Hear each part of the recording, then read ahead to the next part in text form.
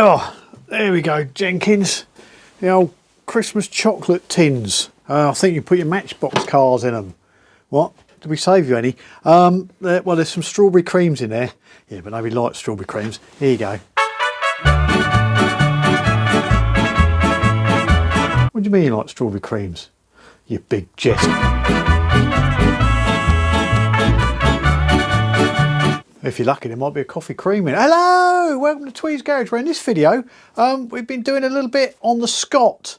Those of you who don't know, we've got a 1937 Scott that we picked up a little while ago, over the Christmas period. So we're just sort of diving into it, trying to sort of go through it and then sort of reassemble it up and hopefully get it running. So what I've been doing this time is the wheels. So I think you saw me last time. I'd got the front and rear wheel off and had proceeded to take off the Cush drive in the rear wheel that was all sort of rusted up and a little bit tight. So that's where you left me. So back here now, today, we've sort of built them back up again. So this is a little video of progress going through the wheels. Okay, so let's go. So here we are with the Cush drive assembly.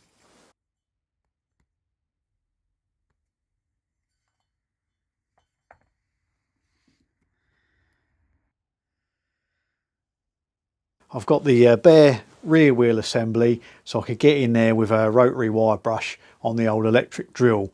So sort of run that round there as best I could.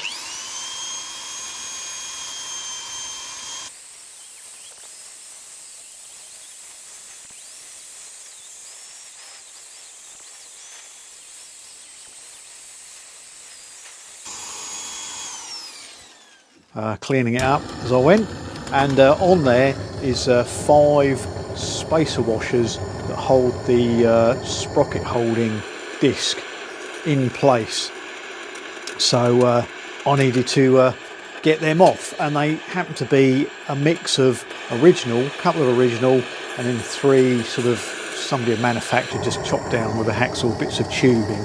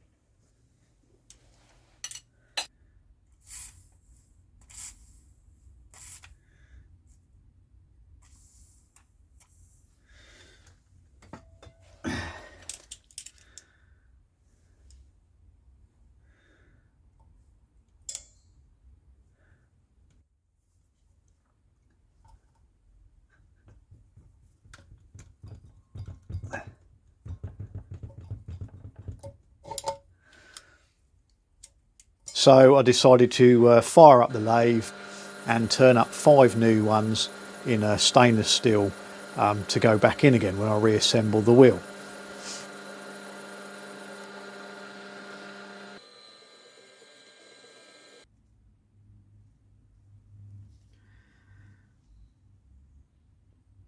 So after battling with a single rotary wire brush, I decided to add to the armoury of a few more wire brushes of different varieties.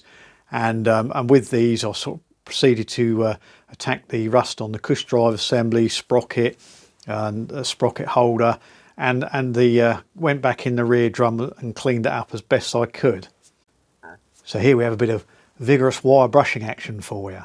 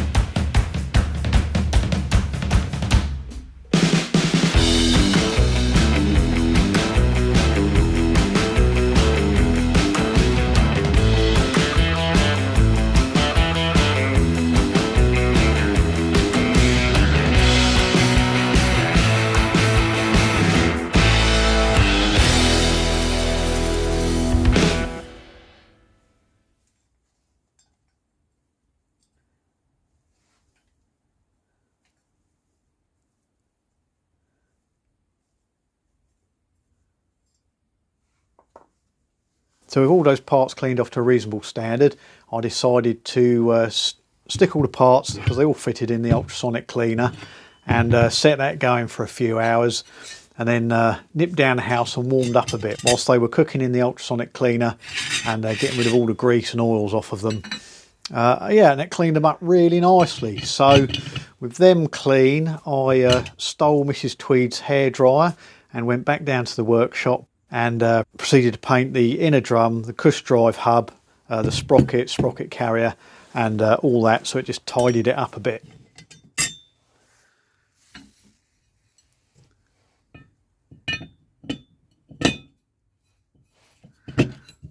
And then the final piece of the puzzle was just cleaning out the grease nipple and tidying it up a bit, and putting that back into the hub assembly, ready for it all to be put back together.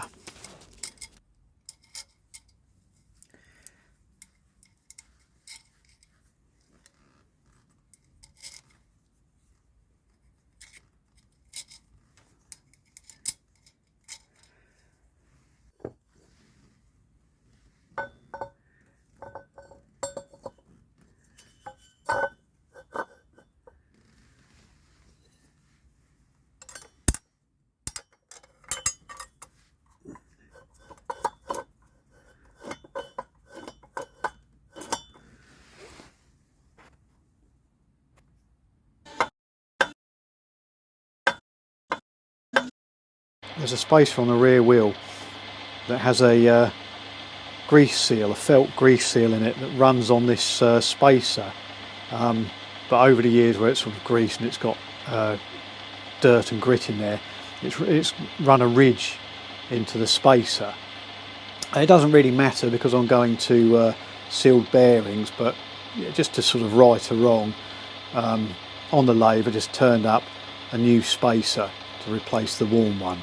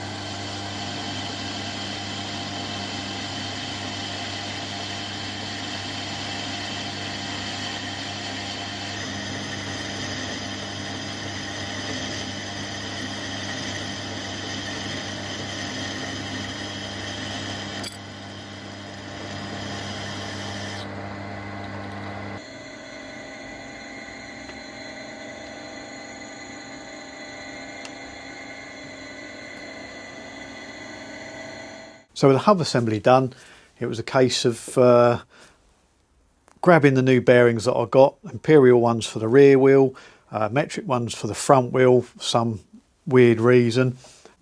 I got sealed rubber lip bearings to go back in, so I don't have to worry of having to grease all the bearings up every few hundred miles. So yeah, proceeded to drift those in into the rear wheel, get the first one in.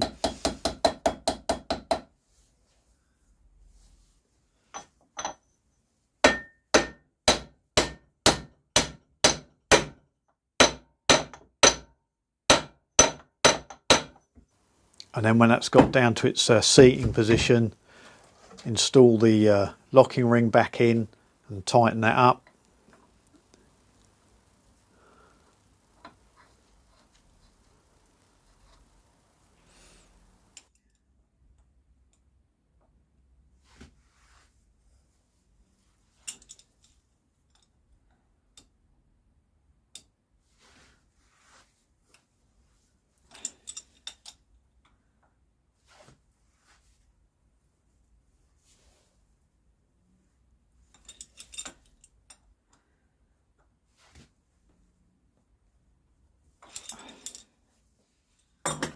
And then push the shaft through and press the other bearing onto the other side. Yeah, they're really tight tolerances. They're a bit of bit of a squeeze getting them on, but we got them on in the end.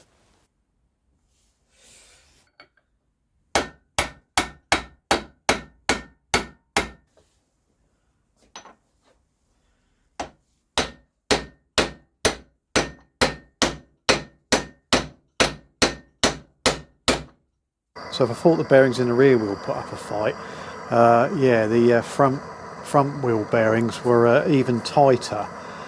So I attempted to sort of ease them out a bit by heating up the outside of the bearing housing on each side to try and ease them out, but that didn't seem to shift them.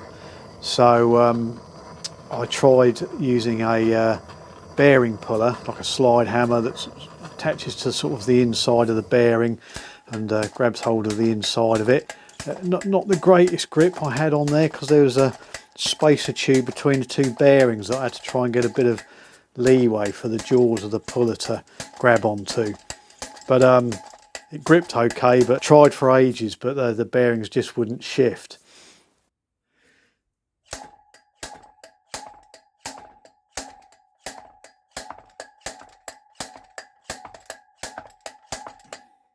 So the trouble is, as you can see here on the schematic drawing, the spacer tube that goes between the two bearings, you know, to stop them collapsing when you tighten up the wheel, sometimes they're just in there loosely.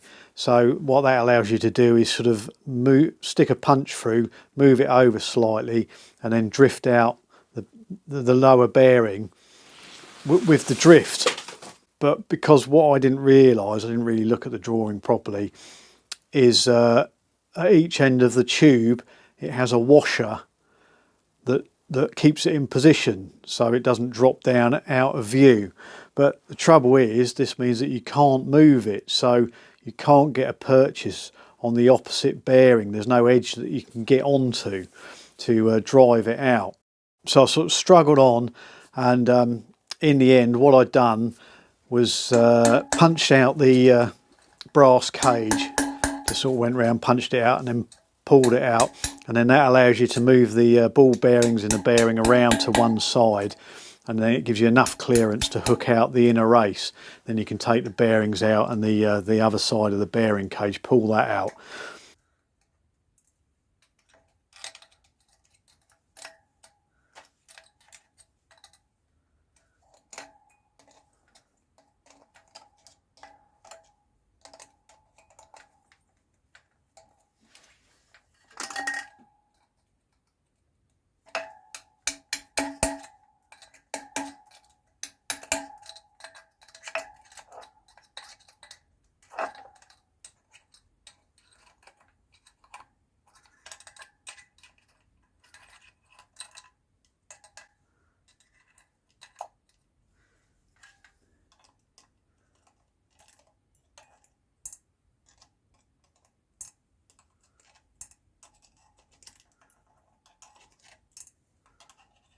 So then that gave me access to, well, I thought it gave me access to the other side of the bearing, but because it's got these washers, it blanks it off so you can't see the other bearing. So I tried the puller on the outer race, and that wouldn't shift it. So what I'd done was punch use the spacer as a drift to drift out the other bearing, which worked. It started moving and it went down and popped the bearing out the other end. But what I didn't realise was, if we look back at the drawing, there's a smaller opening on one side of the wheel hub than there is compared to the other. So the washers and the spacer will only come out one way, and I had a 50-50 chance. Yeah, and sod's law, I took the wrong bearing out first. But, you know, chalk that one up to experience. We'll know next time. But yeah, it did cause a bit of distortion on the washers. I got to the point of no return, so I drifted out the spacer with its washers out of the wrong side. But then that gave me access to get to the back of the outer race of the other bearing, and then just drift it out, and it just came out really easy.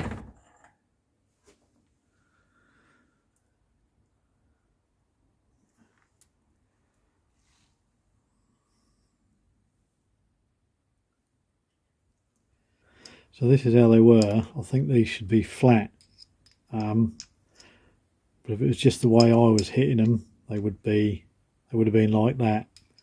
So they're either meant to be dished, or somebody else had difficulty getting bearings out, and use this to knock it through. It should fit one way, but yeah, it doesn't seem to, because of these sort of washers being dished. But yeah, it slid over the shoulder here. It hasn't scuffed it up or anything, it hasn't dragged over it, so I'm not sure whether they're meant to be dished. I don't think they are. They might be. I'll have to have a look at the schematic and see. If not, we can always press these flat again, see if they fit back in. If not, turn up some new ones. So future me can tell you, it wasn't a problem. Just put those washers in the press and then gently press them flat back into shape. Yeah, and they went straight on and rested up on the shoulders on that spacer tube. No harm done. So that was all ready to go back in after we'd put the bearings in. So whilst I've got the front wheel without any bearings or anything assembled in the front of it, it was an opportune time to replace the tyre, because as you can see, the original tyre on there, yeah, I think you can see the front tyre's done its time. Doesn't have a lot of tread left on it, and yeah, there's sort of crack opening up within the treads. So with the sale of the bike came a new tyre, a Chin Shing one, Chinese. No, I don't think they're Chinese. Anyway, it come with it, and there's sort of an old style straight rib pattern, matches the one I'm taking off. I've used them before on classic bikes. They're okay, they're fine. So it's just a case of taking the old one off and wrestling the new one on. So here we have a little tyre changing montage for you.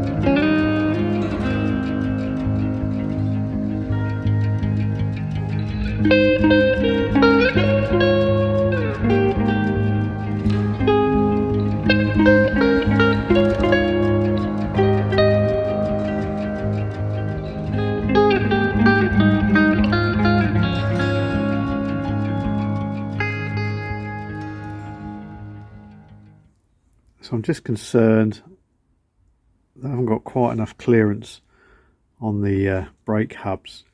So I'll be measuring the width of the wheel assembly going by the drawing from each side of the hub.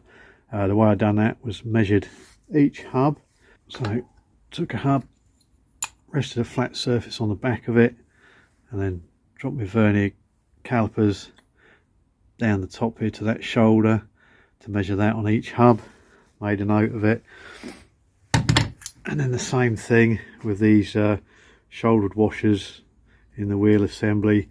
Pop this underneath, and then again with the vernier calipers dropped it down to the shoulder, and then got my measurement there, made a note of it, and then added them all up to get my measurement, and then compared it to what it should be on the drawing. So from the middle centre of the wheel to the outside of the hub, it should be 2 inches 11/16. So I converted that to decimal, added it all up, and that gave me the measurement that it should be. So it's a little bit under, about 0.44, not a huge amount, and there's obviously a tolerance plus or minus, so I might go a little bit higher than that, so sort of 1/4 millimetre each side. I'm going to make a new set of washers, new set of these shouldered washers that go in here with the shoulder on. I don't need the holes in because I'm using rubber sealed bearings, so they're all, you know, packed for life, so I don't need to be squirting grease in there. This is what the holes are for. It's for the grease to go through into the bearings that are in there before, and that will also allow me to pop these lip seals out as well carefully. I mean, you know, because they had a bit of friction to the wheel, and especially as I'm not pumping grease in there, they're going to run dry and end up tearing them out. So I'm going to carefully try and prise these out, so if ever I need to put them back in, I can pop them back in. So I'm going to take those out and then just make up a new set of blank, without the holes, sort of stainless steel shouldered washers to go in, just to give me just a touch more clearance to stop sort of rubbing, bit of rubbing I've got on the on these brake assemblies on the wheel. And then I should know, and then hopefully when it's all bolted up tight, there shouldn't be any rubbing going on.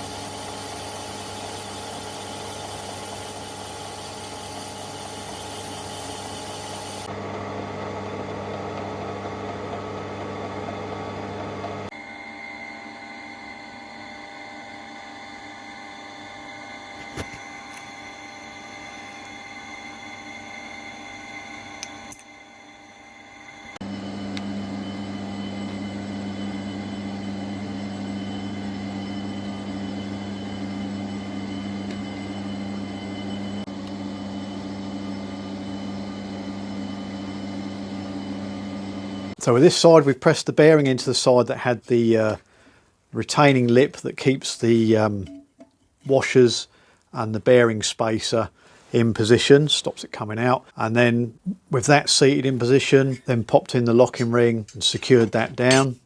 Dropped in the spacer tube with its spacing washers that are all now straightened out. Pop that in and then push the bearing in from the other side. And again, like the rear wheels, yeah, they were quite tight getting them in, but got them in, got them positioned, got the hub in, got the axle in.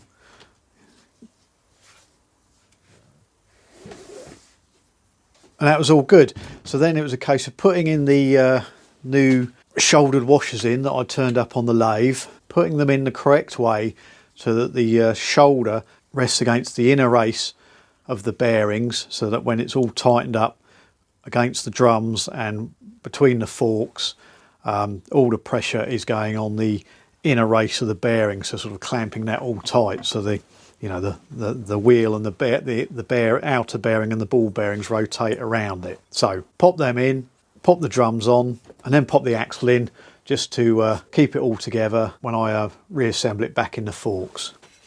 So there you go, that's the front and rear wheel sorted, and the Cush drive and sprocket all tidied up, ready to go back on. The Scott Club do he said do the Cush drive rubbers, these ones, they do these ones, he said it again.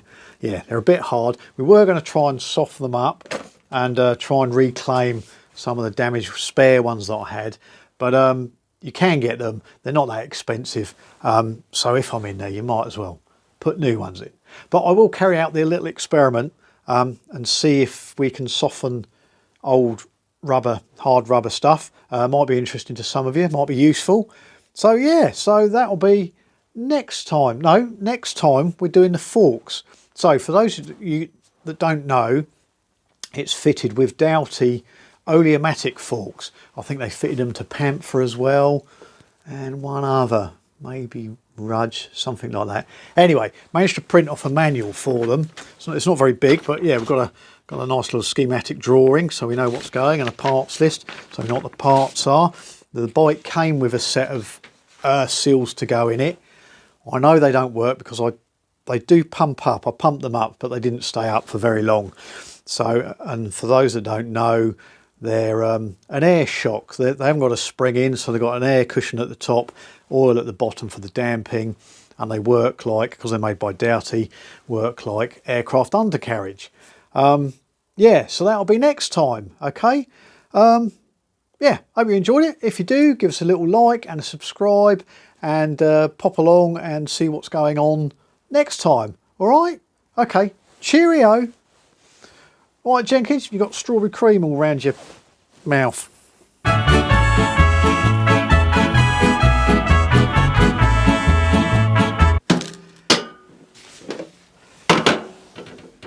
Where's the other one?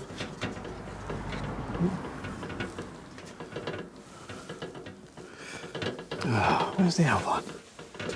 Oh, it's down there. Front rear. Front. There's a little bit of corrosion that's sort of holding it all together. So, with it, there's a little bit of corrosion here and there, so the parts need cleaning up. So, yo voy a cantar esta canción, yo voy a cantar esta canción para mi gente.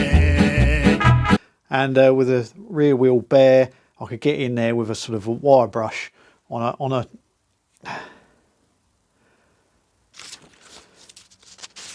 turns page. Yeah, so that'd be worth a watch.